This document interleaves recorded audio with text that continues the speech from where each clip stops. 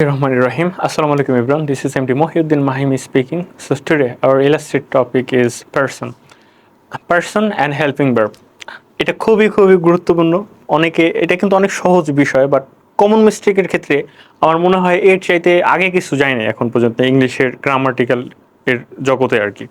পার্সনটা আমরা খুব সুন্দরভাবে ডেফিনেশন জানবো সর্বপ্রথম, তারপরে আমরা হলো এই হেল্পিং ভার্ব আছে। হেল্পিং ভার্বটা কি?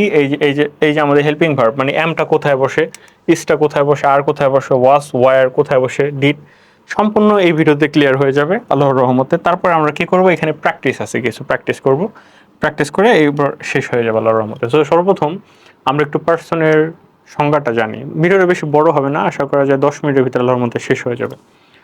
পার্সন, পার্সন মানে কি? ব্যক্তি। আমরা ছোটবেলাতে পড়ছিলাম পার্সন মানে ব্যক্তি। পার্সন অনুযায়ী সাবজেক্ট এবং ভার্ব পরিবর্তিত হয়। পার্সন মূলত তিন প্রকার।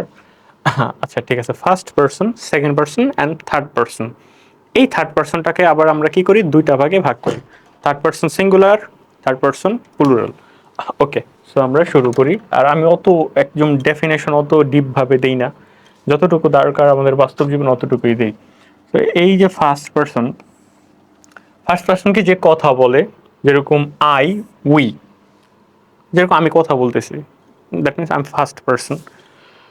আচ্ছা, যারা সেকেন্ড পার্সন কি? যার সাথে কথা বলা হচ্ছে সে হলো সেকেন্ড পার্সন। আপনি হলো সেকেন্ড পার্সন, মানে ভিডিও দেখতেছেন, আপনি হলো সেকেন্ড পার্সন। সেকেন্ড পার্সন কি? You and your. ইয়োরটা বসে কখন? অবজেক্টিভ ফর্মে, মানে সাবজেক্টিভ ক্ষেত্রে বসে না, অবজেক্টিভ ফর্মে বসে।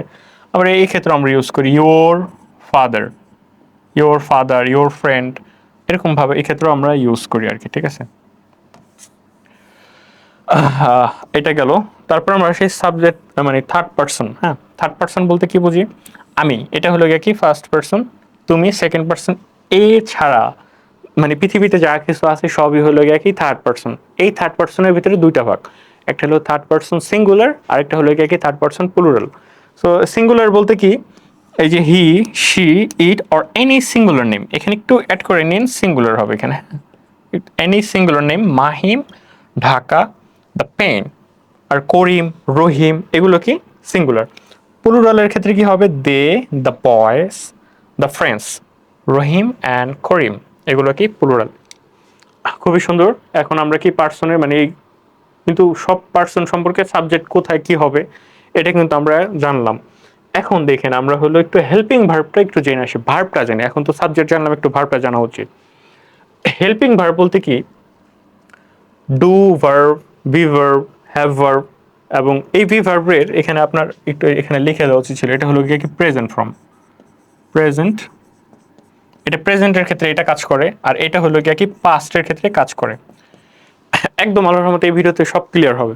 দেখেন, এই ডু ভার্বটা কখন কাজে লাগে? যখন আমরা কাউকে কোশ্চেন করি, তুমি কি খাইছো, গেছো, ঘুমাইছো, ওই ক্ষেত্রে কি আমরা এই ডু ভার্বটা ইউজ করি। আরেকটা ক্ষেত্রেও যদি আপনি একটা সেন্টেন্সকে নেগেটিভ করতে যান, প্রেজেন্ট সিম্পল টেন্স এবং পাস্ট সিম্পল টেন্সের ক্ষেত্রে, তখন কিন্তু আমাদের মানে ওই হেল্পিং ভার্ব থাকে না।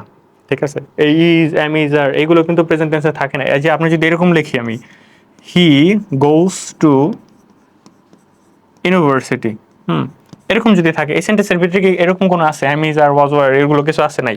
তখন কি করবেন? এই সেন্টেন্সটাকে যখন আপনি কোশ্চেন করতে যাবেন তখন কিন্তু আমরা ডু বা ডা জানি। ঠিক আছে, ওই ক্ষেত্রে কিন্তু আমাদের এই ডু ভার্বটা লাগে। তো ডু ভার্বের কাজ কি? সেন্টেন্সকে নেগেটিভ করা এবং সেন্টেন্সকে ইন্টারোগেটিভ করা। এইখানে দেখেন এই কালো কলম দিয়ে দাগ দেওয়া যেগুলো আছে, যেগুলো কালো কলম দিয়ে দাগ দেওয়া আছে সবগুলো কি আমাদের পাস্ট, পাস্টের ক্ষেত্রে। এই যে তিনটা হলো গিয়ে কি পাস্টের ক্ষেত্রে আমরা ইউজ করি কালো কলম দিয়ে যেগুলো আর কি দাগ দেওয়া আছে। সরি, এটা আপনি ওইভাবে এটা মনে হয় আমি করি নাই। আচ্ছা, ডিড আর হ্যাডটা এই দুটো হলো পাস্টে, আর ওয়ারটা এটা হলো গিয়ে কি পাস্টের ক্ষেত্রে আমরা ইউজ করি। আর এই প্রেজেন্ট ফর্মে বসে কোনটা? ডু, আর হলো গিয়া কি ডাজ বসে। দেখেন একটু মনোযোগ দিন, এখানে কিন্তু অনেক গুরুত্বপূর্ণ বিষয় আছে। আচ্ছা, এটা আমরা পাইলাম। এখন আমরা কি জানি? সাবজেক্ট যদি থার্ড পার্সন সিঙ্গুলার নাম্বার হয়, হি, শি, আর হলো গিয়া কি it or any singular name, Rahim, Karim, Mahim, এগুলোর ক্ষেত্রে আমরা কি বলি? Any singular name, any singular লিখে দিলাম। এটা কি সাবজেক্ট থার্ড পার্সন সিঙ্গুলার। এর ক্ষেত্রে এখানে আমরা কি বসাবো? এখানে আমরা বসাবো ডাস। কেন ডাস বসাবো দেখেন, এই যে এটা লাস্টে কি আছে দেখেন, এস। ডাজের লাস্টে কি আছে, এস।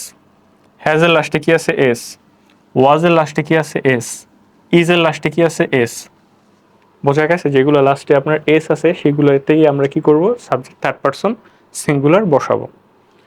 আচ্ছা, খুবই চমৎকার। এরপরে এই যে দুটো বসাবেন কখন, আর বাকি যত ক্ষেত্রে আছে ডু বসাবেন আর হ্যাভ বসাবেন। আর হ্যাডটা তো বললাম এটা হলো পাস্টের ক্ষেত্রে বসে সব সময়, আর এটাও কি আপনার ওই পাস্টের ক্ষেত্রে বসে। আর এটাও তো ওই যে পাস্টের ক্ষেত্রে বসে, আর বাকি যত ক্ষেত্রে আছে ওয়ার বসলো।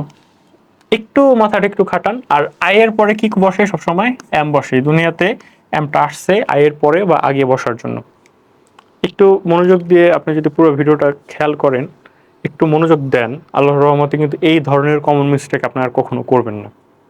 এটা কিন্তু খুবই আপনার একটা সেন্সিটিভ, এরকমভাবে হয়তো আপনি আগে কখনো দেখছেন কিনা আমি জানি না, কিন্তু এইভাবে আর কি পড়া উচিত।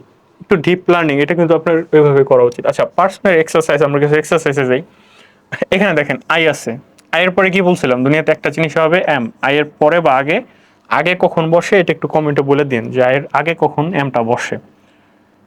আচ্ছা, হি, হি গেল। তারপরে হি এর পরে আমাদের এখানে কি হবে, হ্যাভ হবে নাকি হ্যাজ হবে। হিটা কি subject third person singular number না? কি বলছিলাম, এই যে লাস্টে এস আছে না, তার মানে কি হবে, হি হ্যাজ। দ্য স্টুডেন্ট, এখানে কিন্তু দ্য স্টুডেন্ট, এই যে লাস্টে কিন্তু এস আছে, মানে এটি কিন্তু প্লুরাল ফর্মে আছে। দ্যাটস ওয়াই এখানে আমরা কি করবো, ইজ বসাবো না আর বসাবো, এখানে আমরা বসাবো আর। এখানে এখানে যেহেতু এস আছে তাই এখানে আমাদের কি প্লুরাল ফর্ম আছে, এখানে আমাদের কি প্লুরাল ফর্মই হবে। এখানে সিঙ্গুলার ফর্ম হলে এখানেও সিঙ্গুলার ফর্মই হবে। মাহিম গেল। মাহিমের পরে আমাদের এখানে কি হবে, গো হবে নাকি গোস হবে। মাহিম কি subject third person singular number না? তো এই যে দেখেন লাস্টে কি আছে, এস আছে। ওই টেক্সটটা একটু দেখেন, দেখা ভালোভাবে একটু ইমপ্লিমেন্ট করেন, এটাই হবে। ইউ, তারপরে কি হবে, ইউ পরে কি হ্যাজ হবে নাকি হ্যাভ হবে। ইউর পরে কি আমাদের হ্যাভ হবে, আগে কিন্তু এটা দেখাইছি। আচ্ছা, শি, শি এর পরে কি হবে, is or are. She is watching a tutorial, সে কি একটা টিউটোরিয়াল দেখে। এখন আরেকটু যাতে মাথার ভিতরে খুব সুন্দরভাবে ঢুকে যায় এই জন্য আমরা কি করব, একটু খেয়াল করে দেখেন। হি আছে, শি আছে, রহিম আছে, ইট আছে, মাই ব্রাদার আছে। এটা একটু প্র্যাকটিস করবেন ভাবে। He is, he was, he has, he does, he had, he did. এরকম ভাবে একটু জোরে জোরে আর কি প্র্যাকটিস করুন। আবার এইভাবে, she is, she was, she has, she does, she had, she did. Rahim are, Rahim were, Rahim have, Rahim do, Rahim did. I am, I was, I have, I do, I had, I did. এরকমভাবে একটু এইটা রাখছি হলো আপনাদের একটু আর কি প্র্যাকটিস করার জন্য। এরকমভাবে খুব দ্রুত দ্রুত একটু প্র্যাকটিস করলে আর কি হয়ে যাবে। সো এই ছিল আমাদের পার্সন এবং হেল্পিং ভার্বের আলোচনা। আশা করি ভিডিওটা আপনার খুব ভালো লাগছে। Thank you so much.